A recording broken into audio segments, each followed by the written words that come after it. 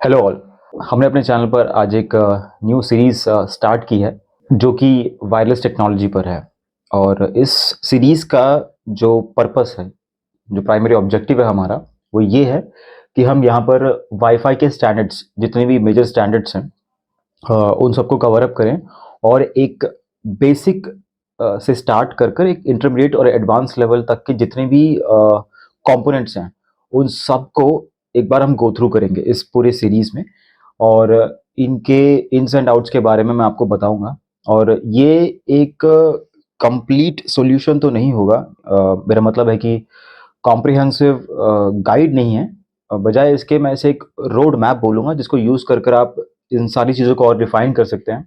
और इससे होगा ये कि आप या जो एग्जिस्टिंगली इस वायरलेस टेक्नोलॉजी में काम कर रहे हैं या आगे काम करना चाहते हैं, तो वो इस चीज़ को और इम्प्रोवाइज़ कर पाएँगे। ये मेरा ऑब्जेक्टिव है। तो इस सीरीज़ का सबसे पहला वीडियो है ये, और इस पे हम कवर कर रहे हैं IEEE 802.11 स्टैंडर्ड्स, जो कि वाईफ़ाई का स्टैंडर्ड है। तो सबसे पहले आपका जो सवाल आता है यहाँ पर, IEEE, if somebody is from a technical background they will know what it is. अगर ऐसा नहीं है तो इसके लिए मैंने एक वीडियो जो मैंने बहुत टाइम पहले बनाई थी, मैंने उसको कमेंट में पिन डाउन कर दिया, आप वहां जाकर इसके बारे में देख सकते हैं। तो जब भी हम वायरलेस टेक्नोलॉजी की बात करते हैं, उसमें होता क्या है, सबसे पहले आप एक एपी लेते हैं और उससे अपने एंड डिवाइस को कनेक्ट करते हैं। अब एपी का मतलब कॉमनली आप लोग इसे वाईफाई राउटर या वाईफाई एक्सेस पॉइंट बोलते हैं। अब क्लाइंट वो है जो एंड यूजर है, जो उसका डिवाइस, फॉर एग्जांपल आपका फोन, लैपटॉप, टैबलेट, वायरलेस कोई भी डिवाइस हो, राइट, वो आपका एक्सेस डिवाइस है जिससे आप एक्सेस पॉइंट को कनेक्ट करते हैं, राइट। उससे आप उसके नेटवर्क को यूज करते हैं। अब जब ये चीज करने के लिए जो कम्युनिकेशन का मीडियम है वो वायरलेस मीडियम होता है, उसी मीडियम को हम लोग 802.1 स्टैंडर्ड में देखेंगे यहाँ पर।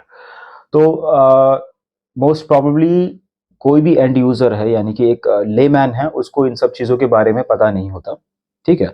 लेकिन as a technician, as a wireless engineer, आपको ये सब चीज़ें पता होनी चाहिए, राइट। ये बेसिक्स है, इसके बिना आपका कुछ नहीं होने वाला। इसके बिना आप नहीं समझ पाएंगे कि चीज़ें जो ऑपरेट हो रही हैं उसके पीछे, यानी कि उसके बैक एंड में क्या क्या चीज़ें चलती हैं, क्या क्या टेक्नोलॉजीज जो हैं बैक करती है उन सब चीज़ों को। तो ये बेसिक्स ज़रूरी है जानना, जिनकी वजह से ही आप ट्रबल शूट को बहुत इफेक्टिवली कर पाएंगे, अदरवाइज आप नहीं कर पाएंगे ट्रबल शूटिंग। तो अ, जैसे कि आजकल कॉमनली बहुत ज़्यादा जो हाइप है, वाईफाई 6 चिल्लाया जाता है, तो आप सिर्फ वाईफाई 6 बोलते हैं उसको, ठीक है। उसके पीछे इतनी सारी चीज़ें हैं। अब इतनी सारी चीज़ें का मेरा मतलब है कि वो स्टैंडर्ड कौन सा है। फॉर एग्जाम्पल 802.11 एक स्टैंडर्ड, ठीक है। अब ये डुअल बैंड है, अब इसमें बैंड क्या होता है, राइट। उसके ऊपर इसका स्पीड, जो कि मैक्सिमम डेटा ट्रांसफर रेट कितना मिलता है हमें इसमें, फॉर एग्जांपल 14 GB, ठीक है। अब ये 14 GB क्या है, ये एक्चुअल एंटरटेन कर सकते हैं या फिर ये थियोरेटिकल है, ये भी आपको पता होना चाहिए। और ये कब लॉन्च हुआ था, अब ये इन्फॉर्मेशन क्यों रेलेवेंट है। अब इस इन्फॉर्मेशन को यूज कर आप ये देख पाएंगे कि अगर कोई डिवाइस है जो 19 से पहले का है, ओके। अब मान लीजिए कि ये जो स्टैंडर्ड है ये लॉन्च हुआ था 19 में, लेकिन आपके पास जो डिवाइस है वो 2003 का है। तो क्या आप इस एपी को यूज कर कर इस डिवाइस को करेक्ट करेंगे, और क्या आप 14 GB का स्पीड है वो अचीव कर पाएंगे।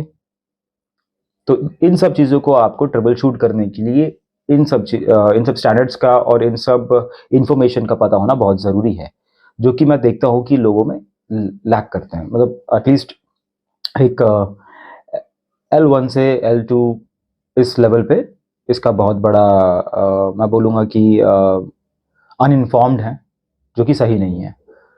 तो सबसे पहले मैं आपको वाईफाई 1 के बारे में बताता हूँ। वाईफाई 1 जिसे हम कहते हैं 802.11b। अब ये पता आपको कैसे लगेगा, आप किसी भी वाईफाई डिवाइस को लीजिए और उसके इंटरफेस में जाइए, जो कि एक्सेस डिवाइस, कोई सा भी एक्सेस डिवाइस हो, उसके इंटरफेस में जाकर आप उसके हार्डवेयर इंफॉर्मेशन को रिट्रीव कीजिए। फॉर एग्जांपल अगर आप देखेंगे विंडोज़ में कैसे करना है, तो यहाँ पर जो स्क्रीन पे आप देख रहे हैं, इस तरीके से आप विंडोज़ के वाईफाई अडेप्टर को चेक कर सकते हैं, उसके स्टैंडर्ड को चेक कर सकते हैं, और उस पर्टिकुलर डिवाइस की इंफॉर्मेशन को और फर्दर एनालाइज कर कर आप देख सकते हैं कि इसका maximum achievable data transfer rate क्या है और ये किस बैंड पे काम कर रहा है। तो ये सारी इन्फॉर्मेशन बहुत वाइटल है आपको ट्रबल शूटिंग स्टार्ट करने के लिए, राइट। तो अब ये कब लॉन्च हुआ था? ये 1999 में लॉन्च हुआ था। ओके, अब 1999 बहुत टाइम पहले की बात है, बहुत पुरानी बात है।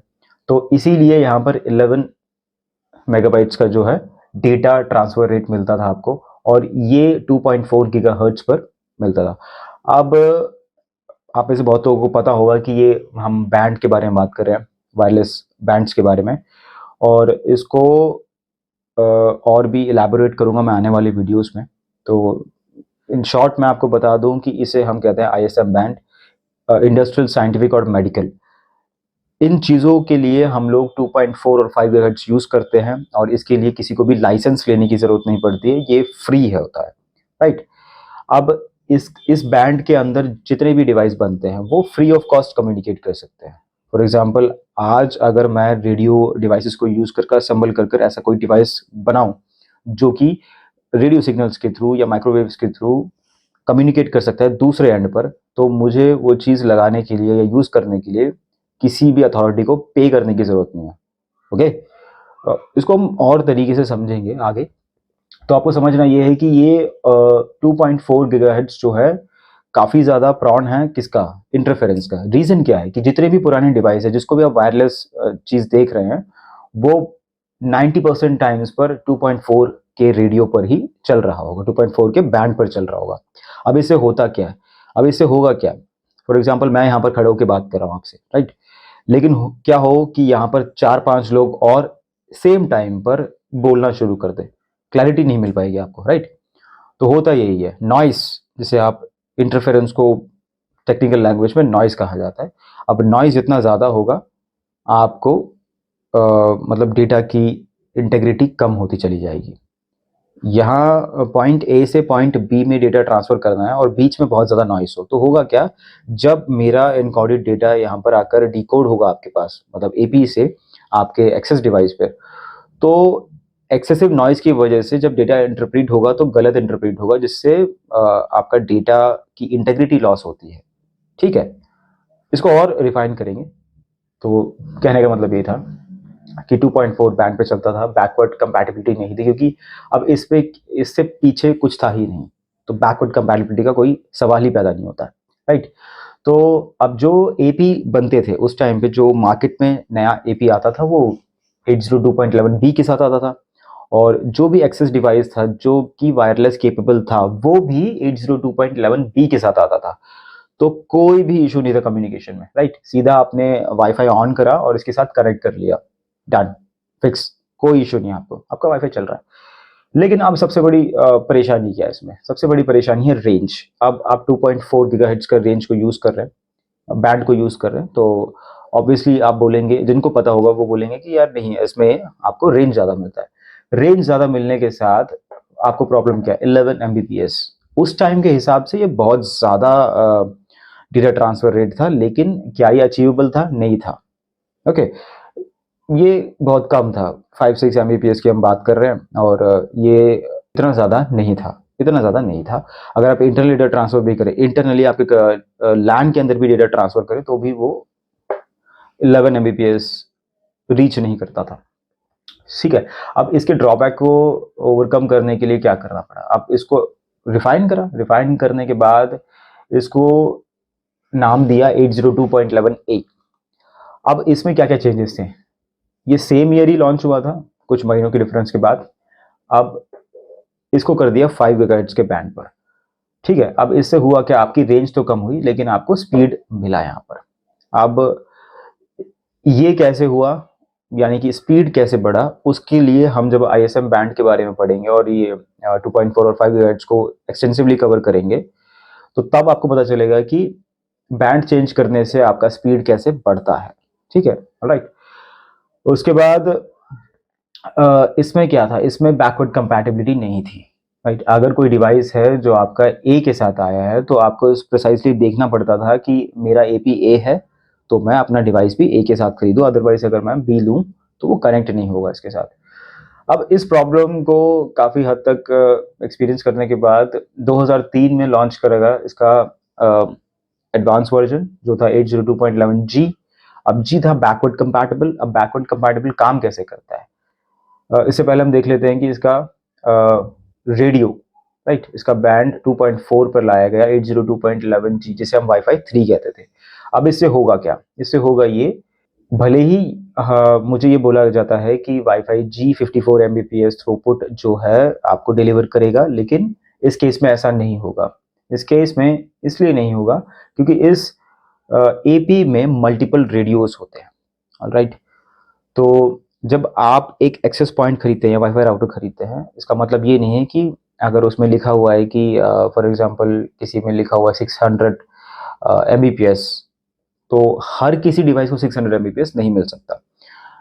ये डिपेंड किस पे करता है, ये इसमें बहुत सारे फैक्टर्स होते हैं जो इस चीज़ के पीछे काम करते हैं, लेकिन सबसे पहला फैक्टर ये है कि उस क्लाइंट का जो मॉडम है, ठीक है, मॉड्यूलेटर डीमॉड्यूलेटर जिसे हम कहते हैं, वो रिसीवर एंड जो है वो कितना केपेबल है, उसका मैक्सिमम डेटा ट्रांसफर रेट क्या है, और उसके बाद वो किस बैंड पर काम कर रहा है।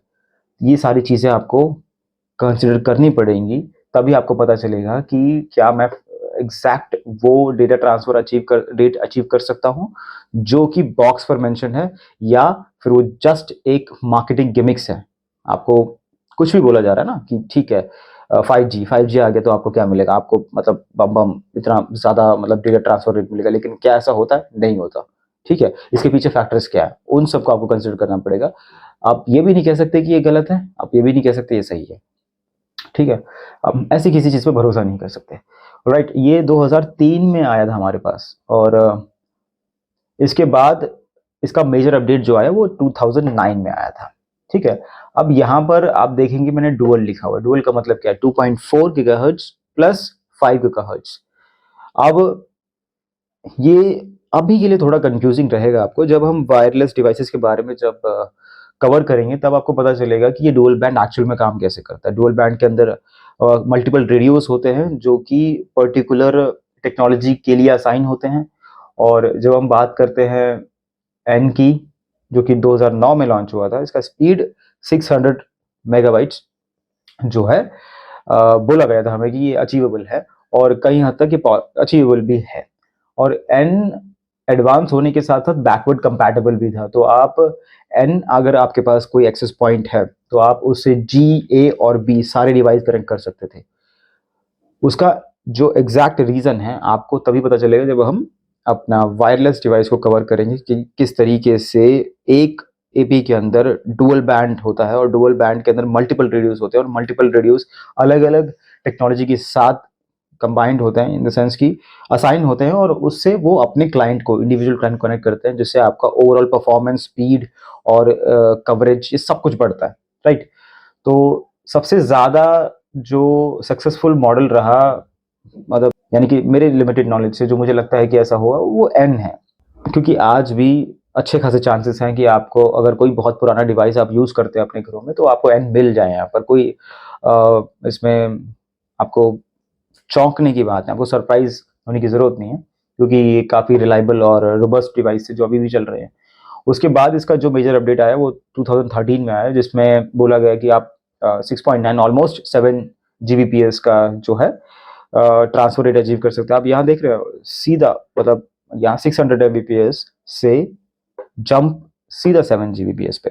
ठीक है, तो इसके पीछे ऐसा नहीं कि फटाफट हो चुका था ये। जब इंटरनेट पेनिट्रेट कर रहा था दुनिया के हर एक कोने में, इससे पहले नहीं था। 2009 इंटरनेट आई थिंक इंडिया में भी बहुत दूर की कौड़ी थी, लोगों के पास इंटरनेट का एक्सेस नहीं था। राइट, तो जब इंटरनेट का एक्सेस ही नहीं है तो ऐसे डिवाइसेस को मार्केट में लॉन्च करने में कोई बेनिफिट नहीं है। आप समझ रहे, जब इतना पैसा रिसर्च पर खर्च किया जाता है तो उम्मीद ये की जाती है कि उसका आउटपुट भी निकले।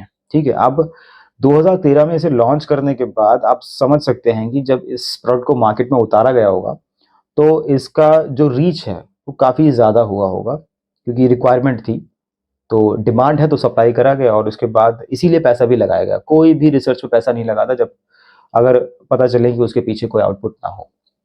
ठीक है, ये अलग मैटर है, इसके बारे में बाद में बात करेंगे। तो ये जो था हमारा 5 गीगाहर्ट्ज़ के साथ लॉन्च हुआ था वाईफाई 802.11 एसी।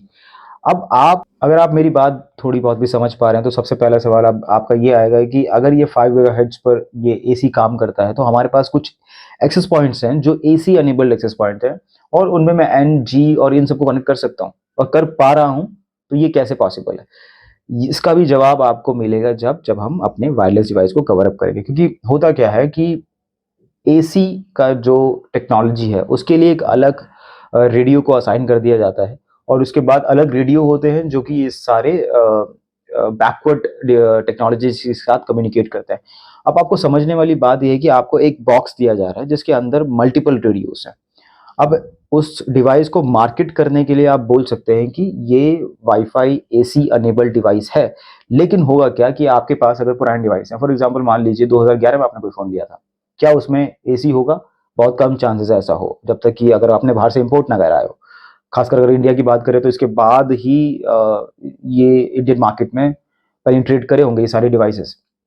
तो जब ऐसा होता है तो इसीलिए इसको सेपरेट किया जाता है इन सारी टेक्नोलॉजीज को, मतलब उस रेडियो को अलग करा जाता है अंदर ही अंदर। तो जब आप कम्युनिकेट कर अब कनेक्ट करते हैं अपने डिवाइस के साथ, आपको तो सिर्फ एसएसआईडी दिखता है, आपको नहीं दिखता कि ये एसी है, एन है, जी है। जब आप अपने फ़ोन से किसी एपी को कनेक्ट करने की कोशिश करते हैं, आपको सिर्फ एसएसआईडी, जिसे हम वाईफ़ाई नेम कहते हैं, वो दिखता है। आप उसको कनेक्ट करते हैं और पासवर्ड डालते हैं और कनेक्ट हो जाते हैं। लेकिन ये सारा काम आपके एपी का है, जो कि ये डिसाइड करता है कि ये एंड डिवाइस किस टेक्नोलॉजी का है और किस बैंड पे काम कर रहा है, और मैं उसी बैंड के साथ उसको स्विच कर दूँगा। तो ऐसा करने पर आपको 6G कभी नहीं मिल सकता, ठीक है? यही रीज़न है कि जब लोग गीगाबिट कनेक्शंस लेते हैं, फॉर एग्ज़ाम्पल आपने अब ये जो मैं बात कर रहा हूँ स्पेसिफिकली, ये स्पेसिफिकली मैं होम यूज़र के लिए बात कर रहा हूँ।